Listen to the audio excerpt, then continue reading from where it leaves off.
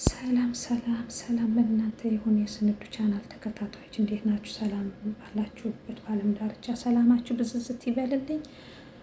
ዛሬ ማቀርብላችሁ ካነበብኩት ነው እና እስኪ ሀሳባችሁን አስተያየታችሁን እናንተን ትሰጡኛላችሁ ማለት ነው።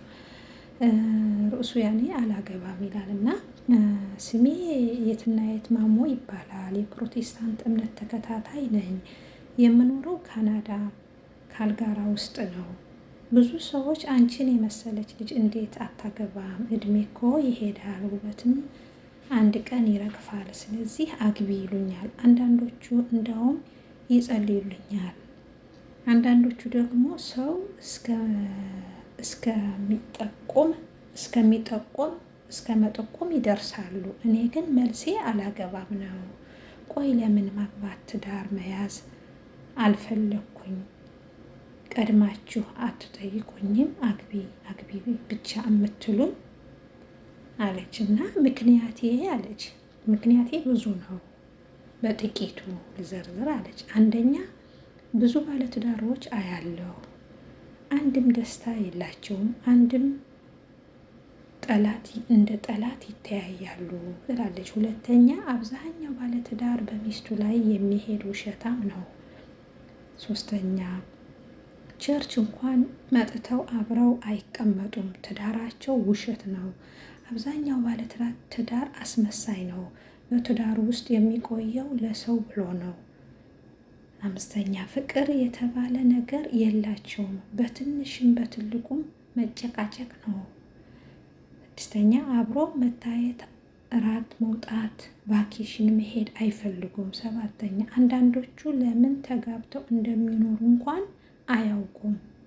ስምንተኛ አብረው አይተኙ። ወሲብ የሚባል ነገር ማድረግ ካቆሙ ዘመናት አልፈዋል። ዘጠነኛ ብዙ ጊዜ አይተማመኑም፣ እርስ በእርስ መጠራጠር፣ እንዲሁም ደግሞ ንብረት መደበቅ። አስረኛ ቅናታሞች ናቸው፣ እርስ በራሳቸው የሚቀናኑ ናቸው። ታዲያ ይሄን ሁሉ እያየሁኝ ለምንድን ነው የማገባው? ገብቼ ለመቃጠል? ደስታ ፈልጌ ገብቼ ልቤ በሽተኛ፣ ጨጓራ በሽተኛ፣ በማዲያት የተበላሸ ፊት ይዤ በሰውና በቤተሰብ መካከል እየሸሸሁ ልኑር? መቼም አላደርገውም። ይሄ ሲባል ግን ትዳር በራሱ መጥፎ ነው እያልኩኝ አይደለም። እጅግ በጣም በርካታ እድለኛ የሆኑ ባለትዳሮች እንዳሉ አውቃለሁ። ልክ እንደ እያንዳንዱ በየቤቱ እንዳለ ማለት ነው። በዚህ ሀሳቤ ላይ ሀሳብ ያላችሁ ኮመንት ስር በጨዋ መልክ ሀሳባችሁን ብትገልጹልኝ ሀሳቤን ልቀይር እችላለሁ ትለናለች እህታችን። ምክራችሁን እፈልጋለሁ ትለናለች እና ምን ትሏታላችሁ እናንተ? እና እኔ በበኩሌ ትዳር የፈጣሪ ስጦታ ነው። ትዳር ያኔ ከፈጣሪ የተሰጠን በዚህ ምድር ላይ ትልቁ ጸጋ ትዳር ነው ለሰው ልጅ እና በተመሳሳይ መንገድ ሰው አምሳያውን ይፈልጋል ትዳር፣ ምክንያቱም የፈጣሪ ስጦታ ነውና። ትዳር ስናደርግ ሁሉን ነገር ተቻችለን ነው። ትዳር ማለት መቻቻል ማለት ነው፣ በእኔ አስተሳሰብ ማለት ነው።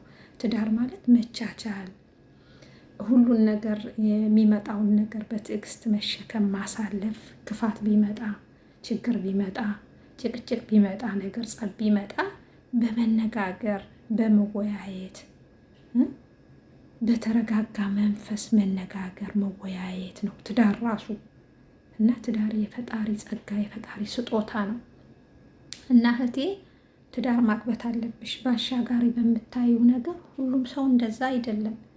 በየቤቱ በጣም የሚያስቀና በጣም ልዩ የሆነ ትዳር ያላቸው ብዙ ሰዎች አሉ እና ክፉን ካየን ወደ ክፋት ነው ሁልጊዜ የምናመራው። ጥሩ ነገር ካየን ደግሞ ወደ ጥሩ ነገር ነው እና ሀሳብሽን በጥሩ ነገር መሙላት አለብሽ።